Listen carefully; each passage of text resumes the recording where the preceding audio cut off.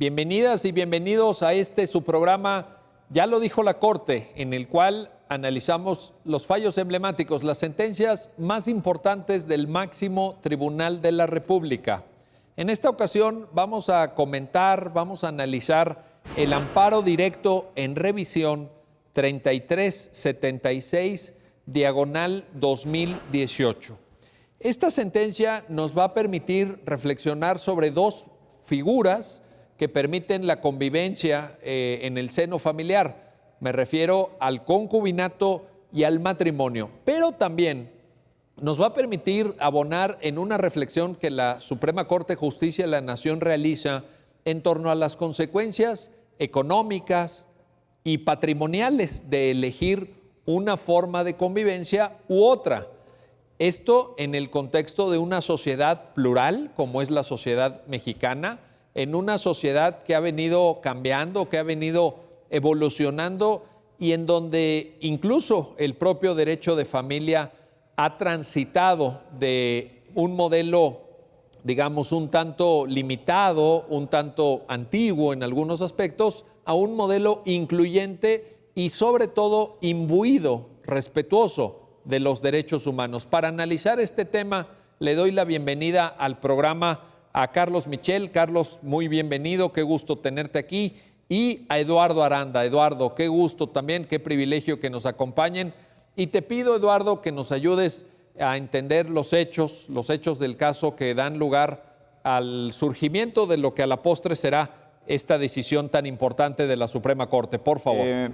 En este caso lo que analizamos fue una sentencia relacionada con un tema que es más común de lo que nosotros pensamos, que es el relacionado con el tema del concubinato, de esta unión de hecho que muchas personas adoptan al momento de decidir hacer una vida en común con otra persona, pero sin estar sujeta a formalidades. Entonces, esta sentencia lo que pone, lo que analiza son las consecuencias jurídicas que se desarrollan alrededor de la figura del concubinato y específicamente las consecuencias patrimoniales. Y un ejemplo justamente de lo común que pueden llegar a ser estos casos es lo que representa esta sentencia. En el caso concreto, lo que sucedió es que una mujer demandó de su concubino lo que ella llamó la disolución de una sociedad de hecho. ¿Qué quiere decir esto? Ella alegaba que durante la vigencia del concubinato, durante el tiempo que hicieron vida en común estas dos personas, adquirieron un bien inmueble, aportando ambos trabajo y recursos. Entonces, derivado de esta circunstancia, una vez que concluye el concubinato, una vez que deciden separarse, el planteamiento de esta persona fue, bueno, pero este inmueble que adquirimos en común durante la vigencia del concubinato tiene que repartirse, tiene que disolverse esta sociedad. Ahora sí que la pregunta sería, ¿y qué hacemos con la casa? ¿Qué hacemos con la casa? Exactamente.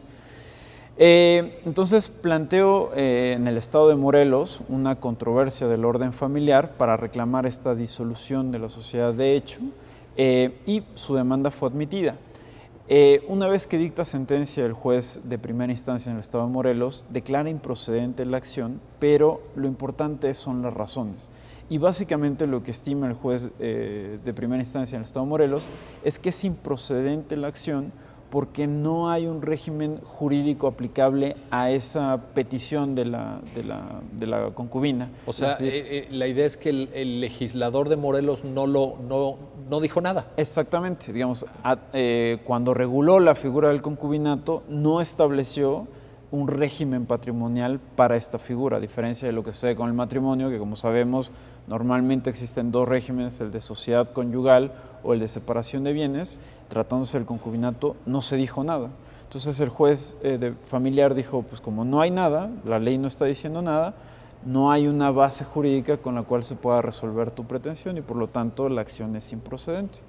Entonces, en contra de esta determinación, la concubina promueve un recurso de apelación y la sala de apelación resuelve confirmar la decisión del juez familiar.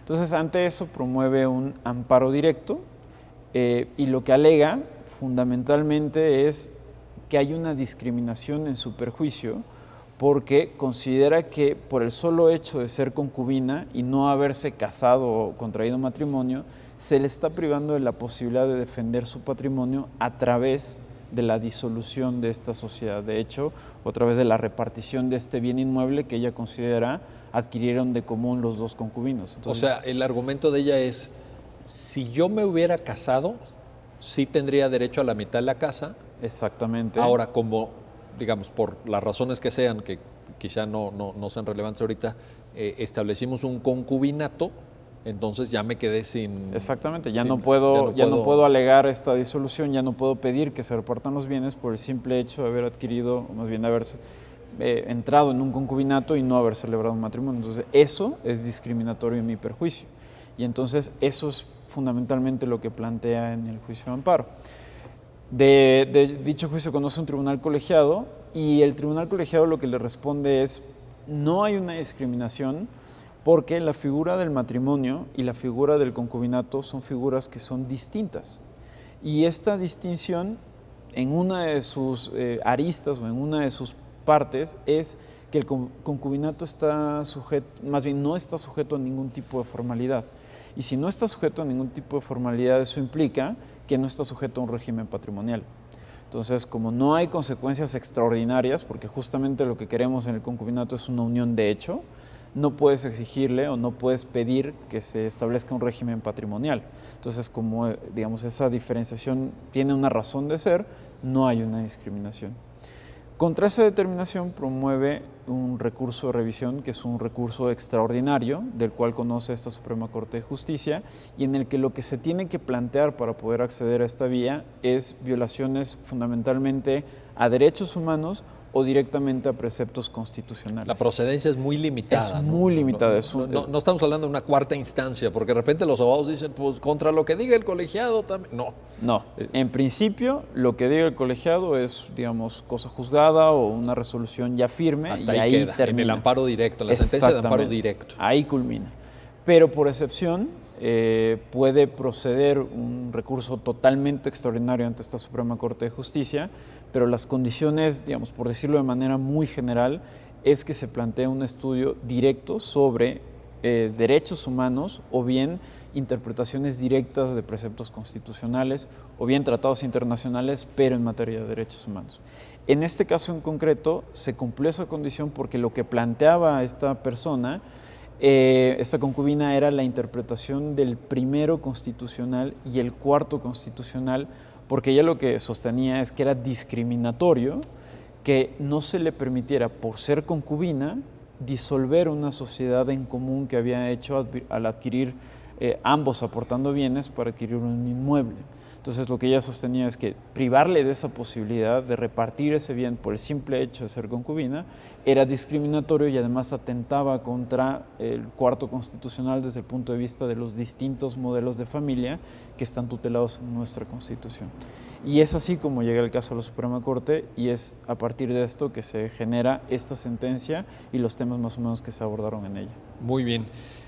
Carlos, pues lo que nos está planteando Eduardo, y me gustó mucho, tal como Eduardo lo fraseó al inicio, es un modelo de convivencia entre personas adultas. Es decir, habrá parejas que decidan casarse por las razones que ellos quieran y parejas que decidan unirse en concubinato. Pero esto, dice la sentencia, es ejercicio de un derecho fundamental también, ¿no? ¿Existe este derecho? ¿Las parejas lo pueden libremente acordar? ¿Cómo está esa parte? A este derecho en concreto, el proyecto lo denomina como el derecho al libre desarrollo de la personalidad. Es un derecho que se ha explorado en las distintas sentencias de la Suprema Corte, que consiste básicamente en que a las personas no se les puede imponer un modelo de vida. El Estado está limitado, debe limitarse a diseñar instituciones que faciliten que las personas adopten el modelo de vida que ellas deseen y a evitar injerencias injustificadas en esos modelos que las personas decidan elegir. Y justamente a propósito de todos estos antecedentes, lo que la sentencia hace es explicar en concreto cómo este derecho fundamental de libre desarrollo de la personalidad encuentra en una figura como el concubinato la explicación de por qué se hacen estas distinciones entre un modelo de familia como el matrimonio y otro como el concubinato. Así, digamos, delimitada la procedencia de este amparo directo en revisión, lo que la sala explica es que tenemos que analizar el problema que plantea la señora desde dos perspectivas, por así decirlo. Una primera perspectiva tiene que ver con la discriminación enfocada en por qué el concubinato, o mejor dicho, por qué el matrimonio sí prevé una posibilidad de formar esta sociedad conyugal o un régimen patrimonial para administrar los bienes que durante el matrimonio se generan. ¿Por qué el matrimonio sí y por qué el concubinato no? Entonces, esta es una primera pregunta que la sentencia responde, y la segunda es una pregunta un poquito más práctica u operativa.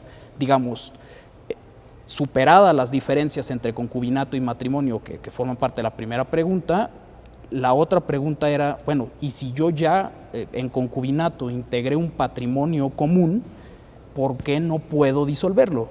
Ese es el segundo aspecto. Para esto, el proyecto desarrolla una metodología en dos apartados, o en estas dos preguntas básicas. Y en el primer apartado se enfoca en el estudio de si existe una discriminación al establecer para el matrimonio ciertos regímenes patrimoniales que no están previstos. Este silencio que comentamos hace un momento del legislador respecto del concubinato. ¿Por qué en el concubinato no tenemos estas posibilidades patrimoniales? Y lo que hace el proyecto es, a partir de precedentes en los que se ha dicho que estas dos figuras se encajan en una categoría sospechosa prevista en el artículo 1 constitucional. ¿Qué sería cuál? ¿Estado civil? Estado civil. En concreto... O sea, no puedes diferenciar a dos personas, no les puedes dar un trato diferente por su estado civil.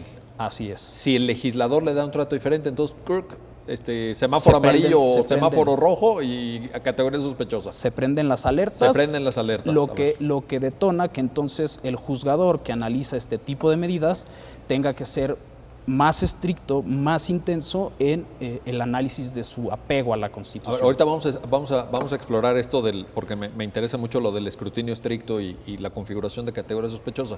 Pero si la pregunta sería, si las personas en ejercicio de su derecho al libre desarrollo de la personalidad optaron por esa forma de convivencia que es el concubinato y no por el matrimonio, hacer una equiparación completa y total, pues también estaría afectando esa decisión, ¿no?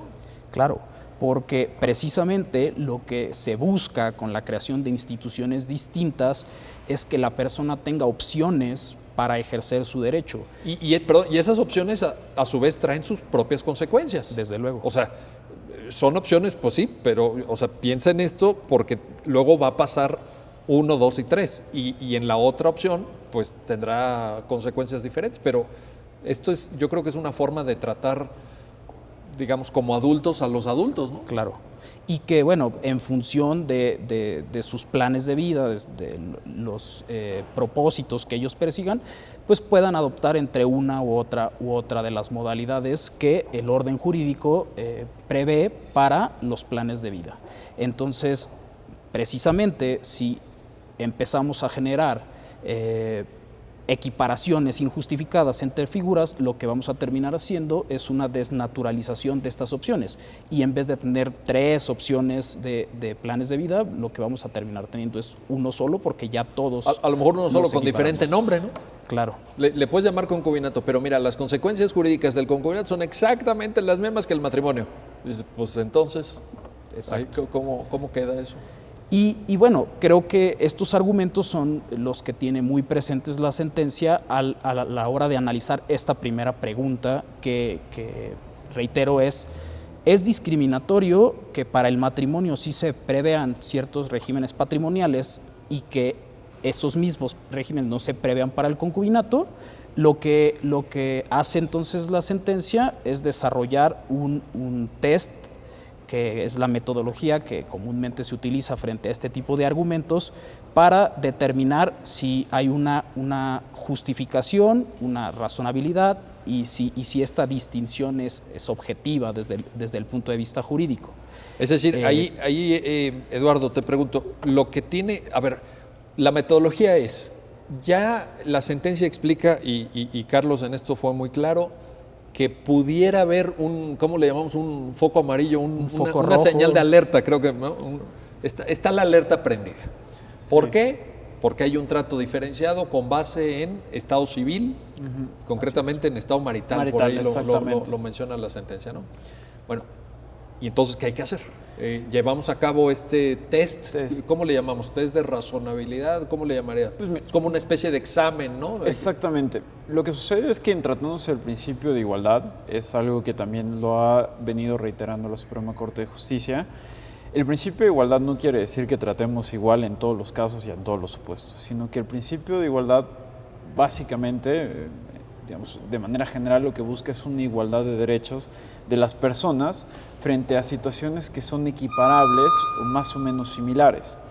Eso implica que no toda distinción o no toda diferenciación de trato automáticamente es discriminatoria, sino que cuando estemos frente a una diferenciación, hay que analizar si esa diferencia de trato tiene una justificación o tiene una razón de ser que, digamos, explique de manera razonable el por qué se está tratando de manera diferente a las personas. Y ahí es donde entra el test. Ahí es donde entra el test. O sea, tenemos que ver si es razonable. A ver, esa palabra está muy bien. Exactamente, muy bien. si es razonable, o en Sí. otros términos, está justificada que se trate diferente a estas personas, aunque están en una situación que parecería equiparable o más o menos similar. Ahora, en esta parte que tocaba el licenciado Michel, me parece que es muy interesante sobre la figura del matrimonio y el concubinato, porque cuando se habla del principio de igualdad o discriminación, esto no quiere decir, digamos, el mandato de no discriminación no significa en sentido alguno que entre el matrimonio y el concubinato no pueda haber diferencias. Correcto. Es decir, esta es la premisa fundamental. Pero justamente por lo que decía Carlos, si tu clave de comprensión es el ejercicio de un derecho que corresponde determinarlo justamente al titular del derecho, no al Estado. Exactamente. Y esto me parece que es un enfoque también bien importante Claro, al momento de hablar de una cuestión, de hablar del derecho. Actualmente creo que es muy importante tener en cuenta que figuras tradicionales como el matrimonio o el concubinato, hoy se debe de tener un entendimiento distinto, yo diría una evolución desde el punto de vista constitucional, es decir, desde la reforma de 2011, yo diría que antes, pero a partir de 2011 Bueno, con la reforma... ahí claramente, ¿no? Ahí ya sin excusa, vaya. A partir de 2011, con la reforma en materia de derechos humanos, lo que pasó es que el sistema jurídico mexicano se constitucionalizó, es decir, todos los derechos humanos empezaron a permear en todas las figuras, civiles, administrativas, fiscales, penales, y eso significa que todas estas materias o todas estas figuras que tradicionalmente ya se venía estudiando desde años atrás, pues ahora también se tiene que ver con el ente de la Constitución y de los derechos humanos. Y eso es un claro ejemplo, es decir, entender el concubinato y el matrimonio, pero desde una perspectiva de un derecho humano que tiene que ver con el libre desarrollo de la personalidad. Esto es importantísimo, esto es un cambio. Digo, ustedes están muy jóvenes y a lo mejor ya forma parte de la reforma 2011 de lo que ustedes recibieron como formación en la carrera, pero este es un cambio de pensamiento, de época, de era para el derecho mexicano, porque yo me imagino hace 20 o 30 años un litigio de concubinato, pues en términos puramente de ¿qué dice tu código? No, pues es que el código no dice nada, híjole, no dice nada, pues mire, con la pena, ¿verdad? Pero no tenemos nada que ofrecerle. Y en cambio, cuando metes estos argumentos de libre desarrollo de la personalidad, de los propios el escrutinio estricto, es una metodología del derecho constitucional, es una metodología vinculada con los derechos humanos. Entonces, yo creo que ahí, vaya, lo que estás diciendo tiene una gran importancia. Claro. Es algo, se dice fácil, pero esto cambia las reglas del juego, ¿no? Sí, yo diría que hoy en día no importa que, digamos, en esta especialización del abogado, no importa que se decida la materia civil, la materia penal, ser fiscalista, ser administrativista, cualquiera que sea la rama, necesariamente tenemos que estudiar la Constitución y necesariamente tenemos que conocer los derechos humanos, cómo interpretarlos, cómo manejarlos, porque están, digamos, es una línea transversal que atraviesa absolutamente todas las materias y O sea, todas las ya figuras. independientemente de aquella rama en la que trabajemos. Tienes que enfocarla desde el punto de vista de derechos humanos porque ahí están. Tal vez no expresamente como... Pero en esta sentencia sí expresamente. Bueno, en esa sentencia Aquí está sí. claramente, pero bueno, la perspectiva es esta, porque la reconfiguración del concubinato y de cómo entendemos el matrimonio y por qué son figuras distintas, en la sentencia el eje central es el derecho humano al libre desarrollo de la personalidad. Carlos, el test, el examen de razonabilidad, Claro. ¿Cómo se hace? ¿Tiene pasos? ¿Cómo es? Desde luego, se conforma por 3 pasos. Digamos, una vez que hemos decidido que estamos en presencia de una categoría sospechosa, lo que esto detona es que tenemos que ser especialmente rigurosos, especialmente cuidadosos con el análisis de la medida. Y lo vamos a desplegar en 3 pasos.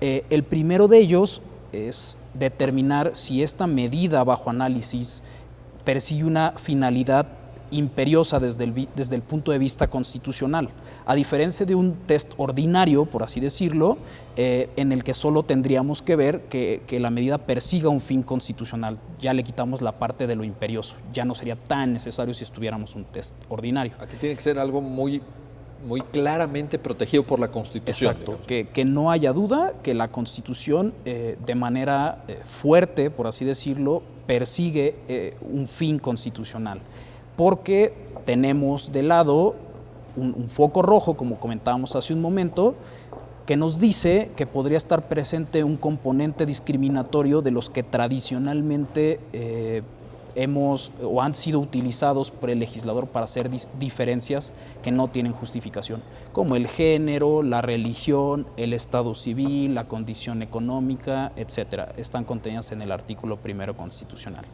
Entonces, en este primer paso, lo que tenemos que determinar es si la medida persigue esta finalidad constitucionalmente imperiosa. El segundo paso sería entonces determinar que la medida que estamos analizando esté estrechamente vinculada con la consecución o con lograr ese fin constitucional que ya dijimos que es imperioso y que se está pretendiendo. O sea, sería una lógica instrumental de medios fines. Exactamente. La medida específicamente analizada es idónea, digamos, para alcanzar esa necesidad imperiosa que se está o buscando. para ese fin constitucionalmente establecido. Así es, y digamos en un test estricto, lo que tenemos o lo que la Suprema Corte ha determinado es que la dirección o la idoneidad tiene que ser en términos absolutos, es decir, directamente conectada. Tiene que quedar claro. Tiene que quedar claro que ese es el fin que se está persiguiendo y que la conexión es directa. Es decir, no es una cuestión que más o menos lo logra, sino que lo tiene que lograr de manera absoluta.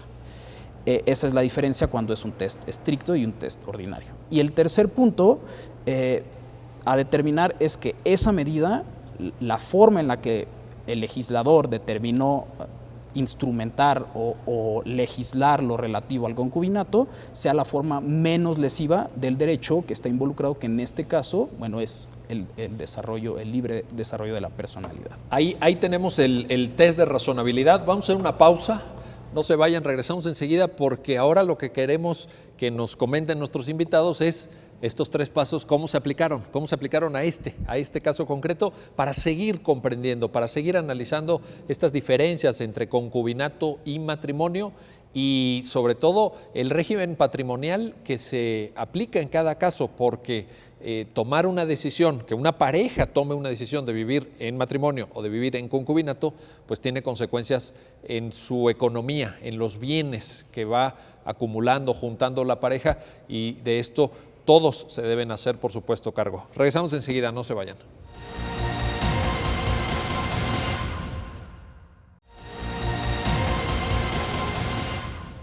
Ya estamos de vuelta, ya estamos de regreso en su programa, ya lo dijo la Corte. Estamos analizando el amparo directo en revisión 3376, diagonal 2018, un importante pronunciamiento de la primera sala de la Suprema Corte de Justicia de la Nación sobre un tema que sin duda será del interés de millones, lo digo así, literalmente millones de personas en este país, porque tiene que ver con sus vidas, con la forma en cómo establecen una relación de pareja y cuál es el régimen jurídico aplicable en esta relación de pareja, con todas las consecuencias que ello tiene en el orden, sobre todo lo patrimonial.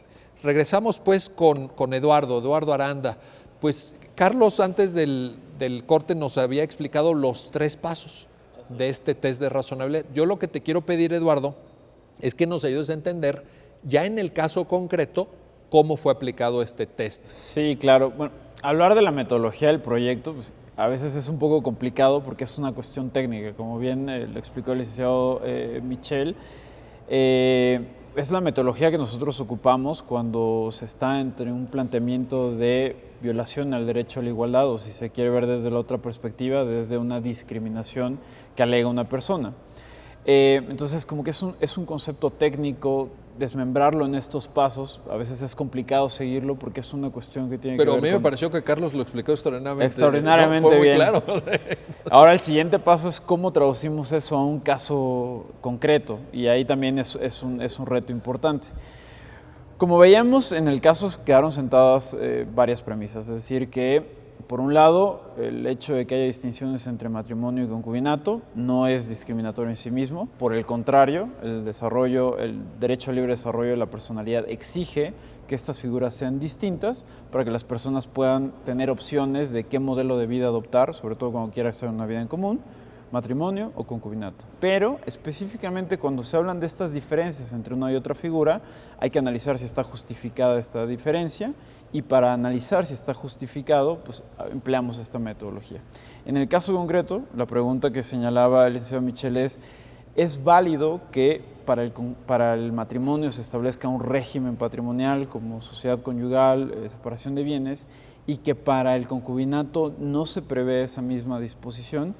Y aquí analizamos o aplicamos este test de razonabilidad, es decir, primero, existe una finalidad imperiosa para no prever un régimen patrimonial para el concubinato y lo que dijo la primera sala es sí. Y sí existe esta finalidad porque atendemos justamente al derecho humano al libre desarrollo de la personalidad.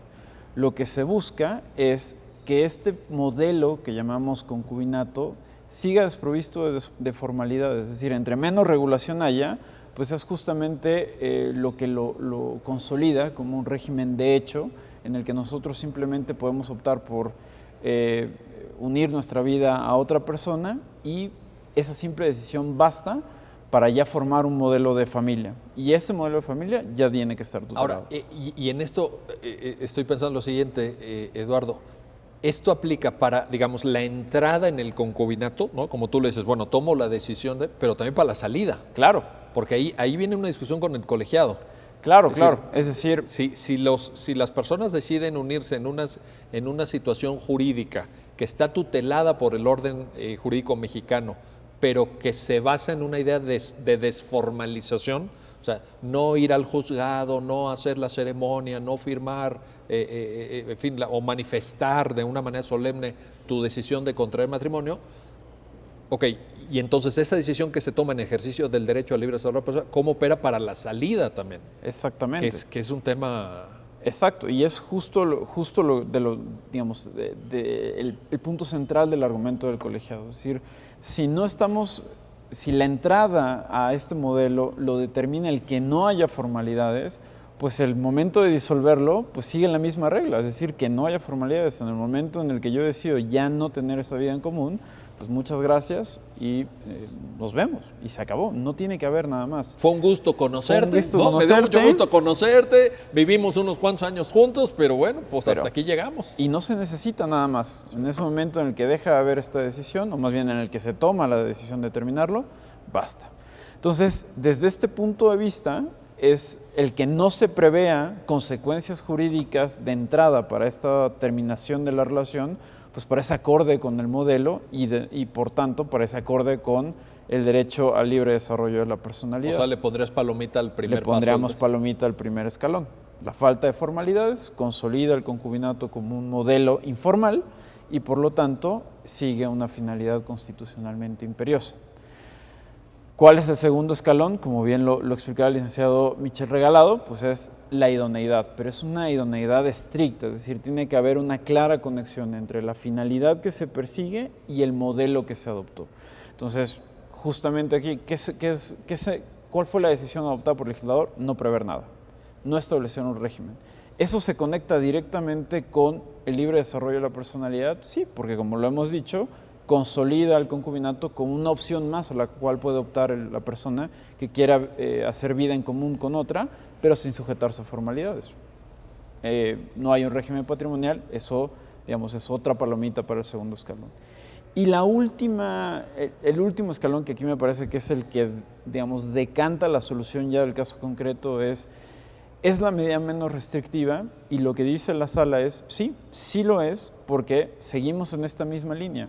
Yo opto por el matrimonio, decido entrar en esta figura porque es informal y no necesito nada más que mi voluntad, lo mismo que para salirme.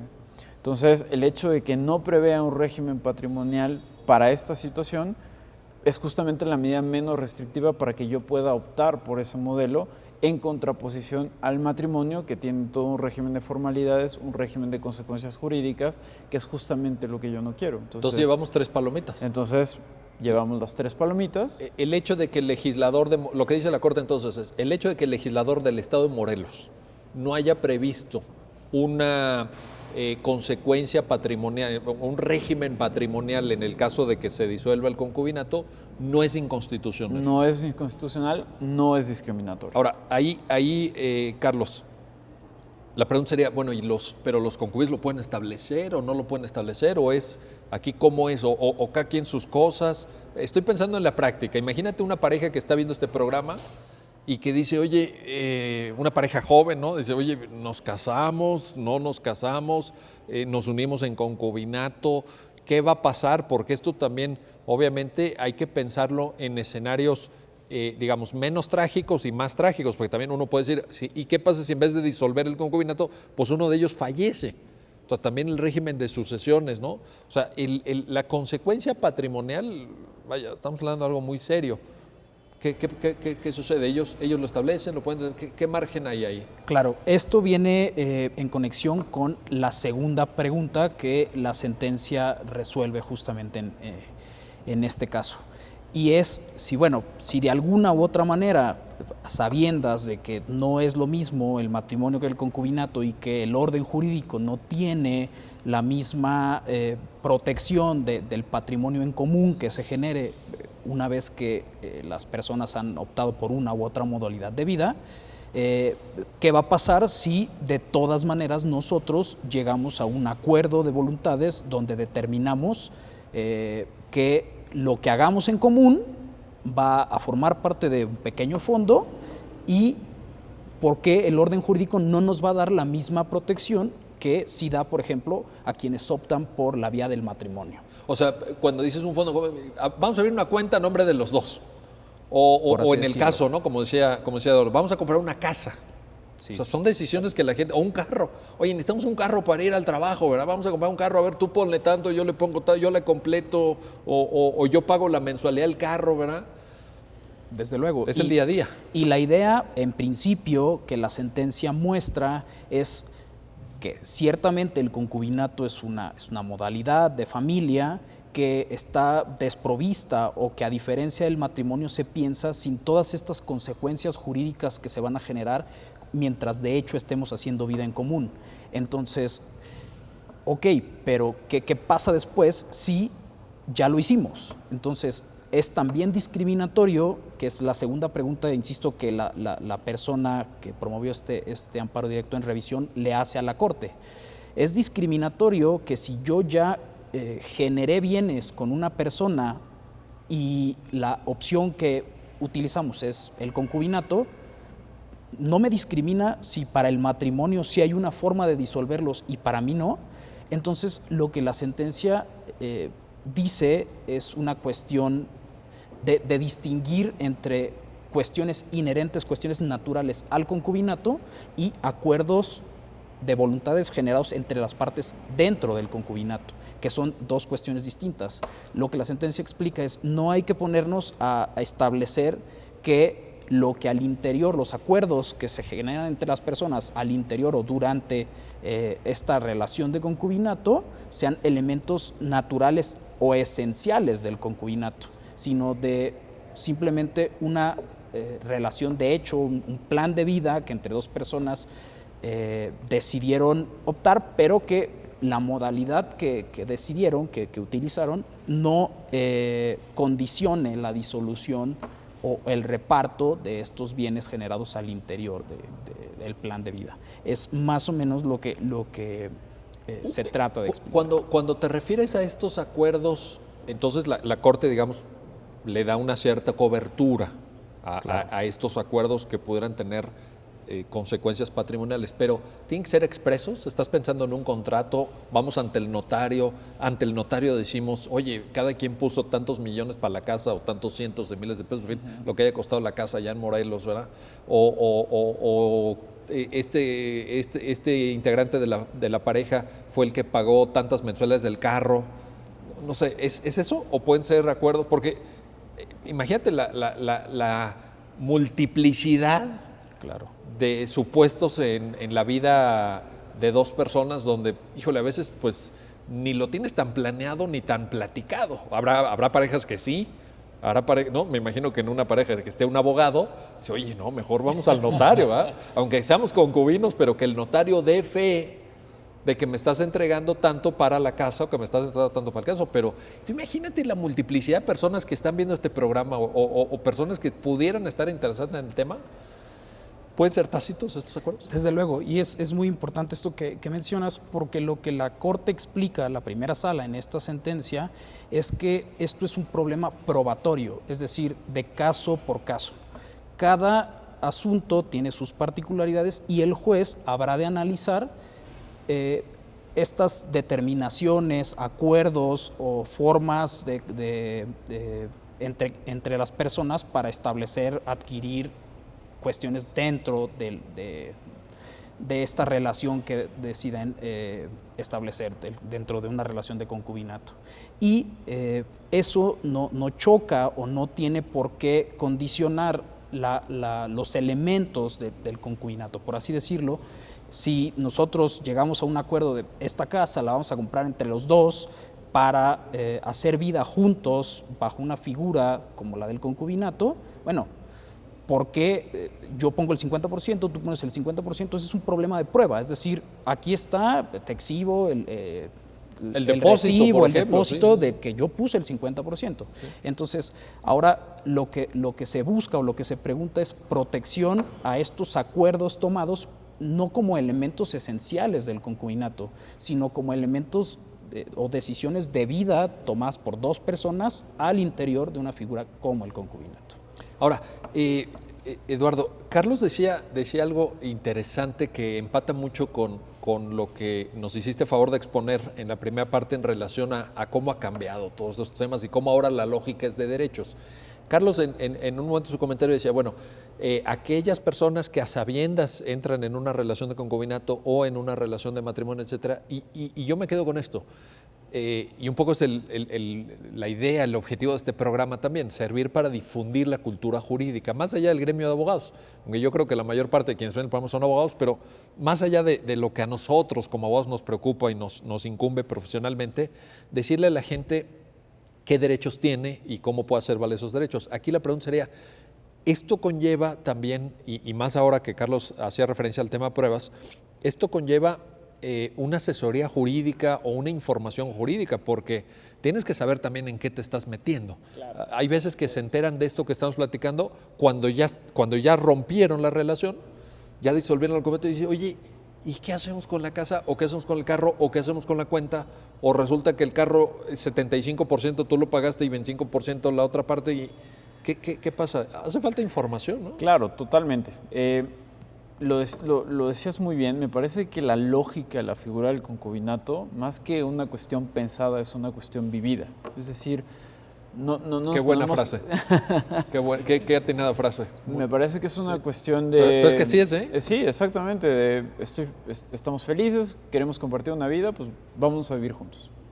Pasan 1, 2, 5 años y se configura, digamos, se actualiza la figura del concubinato sin nosotros estar pensando en cuáles van a ser las consecuencias una vez que esto culmine. Es si lo que alguien menos fallece. quieres pensar, estás feliz. Justamente. Estás feliz, es lo que menos, no te preocupas, pero, Y pero la vida... Exactamente, y justamente por eso te metiste al concubinato, porque no quieres pensar en todas esas consecuencias que te implicaría en principio meterte en una figura como es el matrimonio. Y que ahí sí tienes que tomar decisiones. Exactamente. Sobre el régimen patrimonial, justamente. Exactamente. Aquí en el concubinato no lo haces. Pero eso no quiere decir que sea una figura que esté desprotegida. Y ahí es donde entran los matices. Es decir, ¿es una figura distinta del matrimonio? Claro.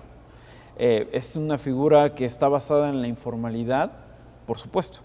Pero no quiere decir que sea una figura que no esté tutelada y que no tenga derechos o protecciones que vengan desde la propia Constitución y la ley. O sea, hay factores que, lo que Carlos Michel llamaba, digamos, factores inherentes a la figura, que son estos que tú estás mencionando. Exactamente. Por ponerte un ejemplo, una vez que se genera o se actualiza la figura del concubinato, los concubinos adquieren un derecho a heredar el uno del otro, por ejemplo. O también una consecuencia que es natural, el derecho a los alimentos. Si una vez que se actualiza la figura del concubinato, los concubinos tienen derechos y obligaciones de darse alimentos los unos a los otros.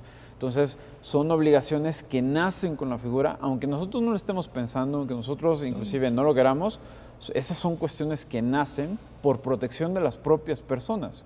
Sin embargo, hay otras consecuencias que no nacen naturalmente, sino que la única manera por la que pueden nacer es el acuerdo de voluntades. Y entonces lo explicaba el licenciado. Pues una de estas unas figuras es la cuestión patrimonial. Si no se dice nada, lo natural es pues cada quien sus bienes, cada quien sus cosas, como si siguiéramos separados, porque esto es la informalidad. Pero si nosotros convenimos voluntariamente de, ¿sabes qué? Vamos a aportar una casa, que además este convenio, y lo explicaban muy bien, me parece que no es que nosotros nos sentemos a celebrar un contrato por todo el cual los dos... Ni pidamos una cita con el notario. No, es tan sencillo como decir, oye, necesitamos un carro, pues ¿sabes qué? Tú aportas esto y yo aporto esto y compramos el carro. O ¿sabes qué? ¿Dónde vamos a vivir?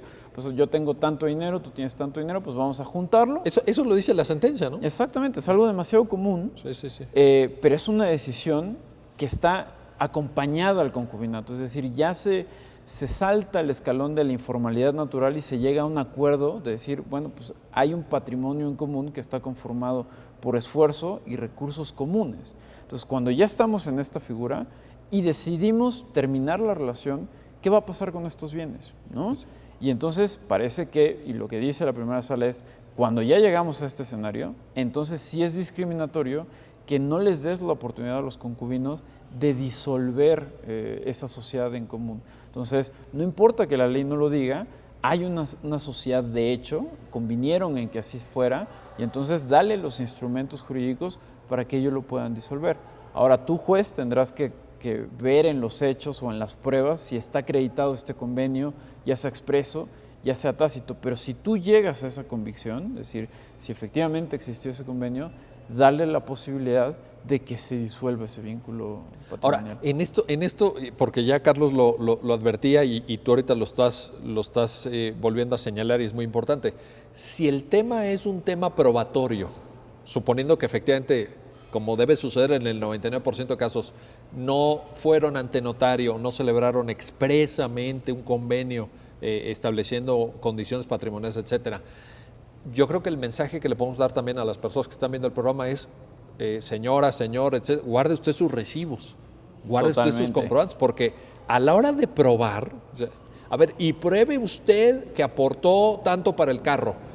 No, lo que pasa es que yo tenía un guardadito, ¿verdad? Allí es que yo abajo de la almohada guardaba o abajo del colchón tenía yo un botecito de donde saqué. Oye, pues ahí saqué yo mis 80,000 pesos, ¿verdad? Para el carro. Híjole, ¿cómo lo puede usted probar? Porque una cosa es que hagas formalmente tu transferencia bancaria, ¿verdad? Tu depósito bancario, pero no siempre pasa esto. O sea, es un mensaje importante el que ustedes están enviando en este momento, ¿no? Totalmente, que es justo este equilibrio entre, bueno, pues el concubinato es una figura informal, pero hay ciertas consecuencias que se derivan y que requieren de ciertas formalidades de guardar el papelito, de guardar el recibo, porque al momento en el que vienen estos conflictos, Pues la cuestión se vuelve probatoria. A lo mejor se tiene el derecho, pero hay que probarlo ante un juez. Eso es importante. Y ese es, O sea, digamos, tener un derecho y no poder probar que te asiste ese derecho, pues es como si no lo es tuviera. como si no, exactamente. Qué gran tema. Bueno, vamos a una pausa, no se vayan, regresamos enseguida para seguir platicando de este amparo directo en revisión, el 3376/2018, y seguir entendiendo estas diferencias entre concubinato, matrimonio y todo lo que de ahí deriva, que no es poco, como muy bien lo están explicando nuestros invitados. Regresamos enseguida.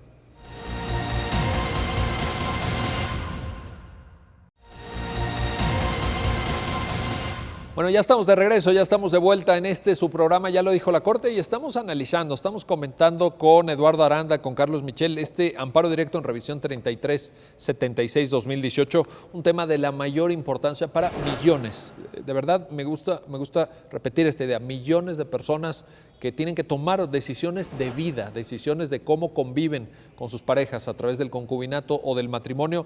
Y te quiero preguntar, Carlos, ahí seguramente las personas que nos están viendo ahorita, ya con esta claridad que ustedes perfectamente expusieron en los bloques anteriores, dicen, bueno, si yo aporto para el coche, si yo aporto para la casa, etcétera, y puedo probarlo, ya eso ya también ya lo dijimos, viene al momento de disolver el concubinato, pues cada quien se llevará su parte o habrá un derecho de tanto, etcétera, como sea. Pero ¿qué pasa con aquellas personas que en vez de aportar dinero o de aportar algún bien para que ahí sea el hogar conyugal, etcétera, aportan trabajo en el hogar, cuidado de los hijos? ¿Qué pasa con aquellas personas que, por ejemplo, y ha sido materia de análisis también en otros pronunciamientos de la primera sala, incurren en esto que se llama la doble jornada o hasta la triple jornada a veces, ¿no? ¿Tenemos alguna respuesta para ellos, Carlos? Claro.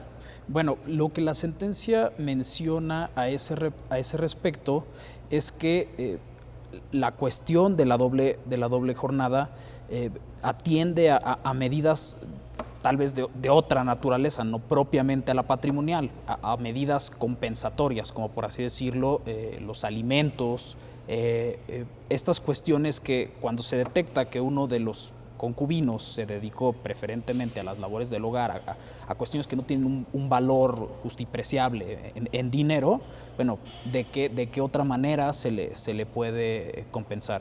Y para esto se prevén figuras como, por ejemplo, los alimentos. No necesariamente el patrimonio como tal, que ya decíamos que era una cuestión susceptible en mayor medida de prueba, de determinar quién aportó qué para qué, quién lo introdujo, etcétera, y ante la inexistencia de un acuerdo, por así decirlo, expreso de qué va a pasar con los bienes que generamos una vez que esto se termine, la sentencia invita a generar estas distinciones entre el patrimonio como una forma resarcitoria de quien tuvo ciertas cargas no justipreciables en dinero. Por ejemplo, ahí entraría la figura, Carlos, la pensión, la compensación. Exacto.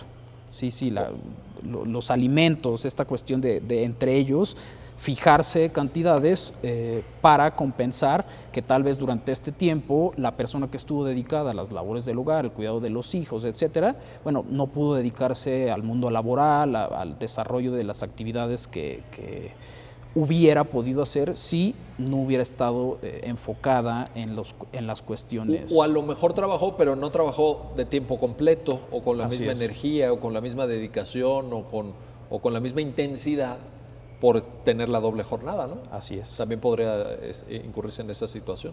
Sí, desde luego. Y lo que precisamente se trata de mostrar es esto, que por ejemplo, en este tipo de medidas, el concubinato es similar al matrimonio. Para el matrimonio también se prevé que los cónyuges se puedan dar alimentos, puedan heredar, como comentaba el licenciado Aranda hace unos momentos.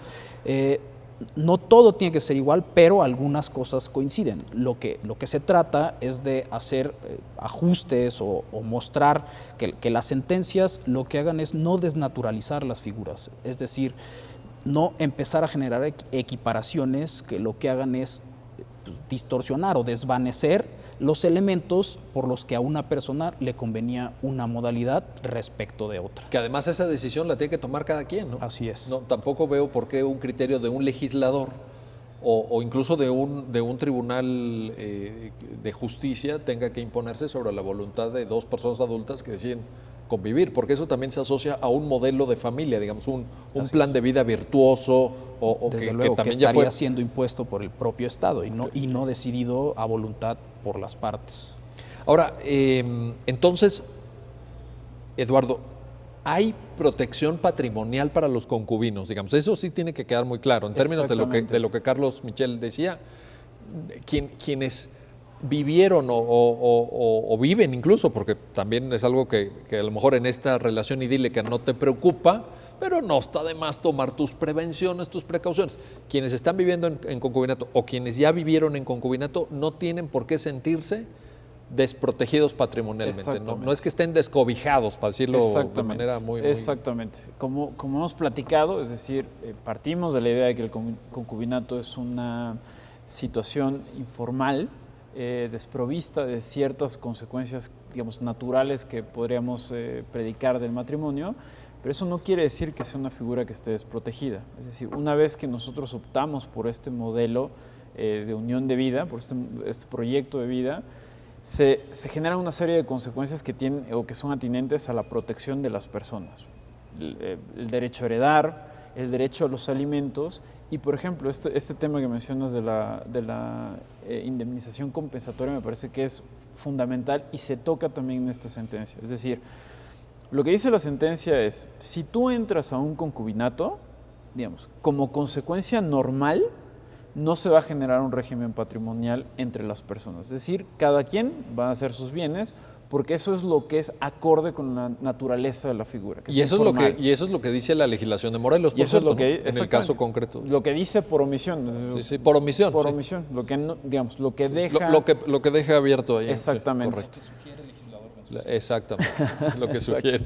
Está bueno. Pero el hecho de que no haya un régimen patrimonial en específico para las personas no quiere decir que no haya consecuencias patrimoniales. El derecho a heredar es una consecuencia patrimonial, sí. El derecho a tener que dar alimentos a tu concubino también es una consecuencia patrimonial y el derecho a la indemnización compensatoria también lo es. ¿Qué significa? Que bueno, en los casos en los que uno de los concubinos se haya dedicado preponderantemente al hogar, es justo que se le dé una indemnización, una compensación. ¿Por qué? Porque el hecho de haberse dedicado preponderantemente al hogar le impidió desarrollarse profesionalmente. Entonces, lo que busca esta indemnización es justamente esto, reparar esa opción que no tuvo el concubino que se dedicó al hogar por dedicarse a eso. Entonces, sí, claro, a lo mejor él no desarrolló bienes, no pudo adquirir ningún bien durante el concubinato, pero eso fue porque se dedicó al cuidado del hogar, al cuidado de los hijos, etcétera. Y es injusto que una vez que concluye el concubinato no tenga derecho a absolutamente nada. Entonces ahí es donde entra esta indemnización compensatoria, no como un régimen patrimonial del matrimonio, sino más bien como una figura que busca resarcir o impartir un poquito de justicia entre los concubinos en estos casos en los que uno de ellos se dedicó preponderantemente al hogar y no pudo tener un desarrollo profesional o económico que le permita que una vez que concluya el concubinato, pues él pueda seguir con su vida sin ningún tipo de apremio. Entonces, es ahí donde entra esta figura. Entonces, yo diría que hay que tener cuidado porque, es decir, la sentencia lo que dice es, no hay régimen patrimonial natural, pero eso no quiere decir que no haya consecuencias jurídicas patrimoniales que se dan por el simple hecho de nosotros adoptar este modelo. Ahora, Carlos, hay un tema ahí técnico ya en la parte final de la sentencia que de todas formas, aunque sea muy técnico, creo que vale la pena ponerlo en la mesa, que es la vía procesal que eligió la actora. Es decir, parecería que la sentencia dice, bueno, quizá no fue exactamente lo que tú venías reclamando, a lo mejor no era la vía o no era la forma, etcétera, pero tú tienes la posibilidad de plantear todo este esquema de debate sobre qué hacemos con el patrimonio, si hay pensión, si hay indemnización compensatoria o no, en otra vía procesal, ¿no? O sea, la Corte le deja abierta la puerta a la señora para que lo plantee. Sí, claro, lo que se determina a final de cuentas es si consideras que lo que es una omisión, o sea, de regular o de legislar estas cuestiones, bueno, determina o deja salvo sus derechos y tal vez invítala a que opte por alguna u otra vía, pero dile cuál, para que disuelva o genere la repartición de estas cuestiones que, a final de cuentas, por un acuerdo de voluntades entre los concubinos se generaron, que es la cuestión al final de esa vía. O sea, como dile, o sea, deja salvo esa parte y señala cómo puede hacer para generar la disolución de estas cuestiones. En este caso, Eduardo, lo que tendría que hacer la señora es hacer un nuevo planteamiento judicial allá en los juzgados de Morelos, sí, y decir, a ver, yo aporté tanto, sea por trabajo en el hogar, por cuidar a los hijos, etcétera, o sea porque deposité, ¿no?, el tema de la prueba que ya mencionan ustedes, y que vean qué dice el juez. No, lo que sucede es que, digamos, se incorporaron dos temas. Es la disolución de esta sociedad de hecho que ella alegaba a través de este inmueble y la cuestión de la indemnización compensatoria. Entonces, lo que se dice en el caso respecto de la disolución de la sociedad de hecho a través de este inmueble es, ¿sabes qué? Tribunal colegiado, ordénale al juez familiar que analice otra vez el caso partiendo de que la acción es procedente, porque aunque no se establezca un régimen patrimonial, ellos lo pactaron. Entonces tienen derecho a que se disuelva. Entonces lo que tienes que hacer tu juez es analizar el caso y ver si de las pruebas se desprende que efectivamente hubo este convenio para generar un patrimonio en común. Y si lo hay, entonces disuélvelo de acuerdo a las partes proporcionales que cada una de las partes aportó en este patrimonio en común.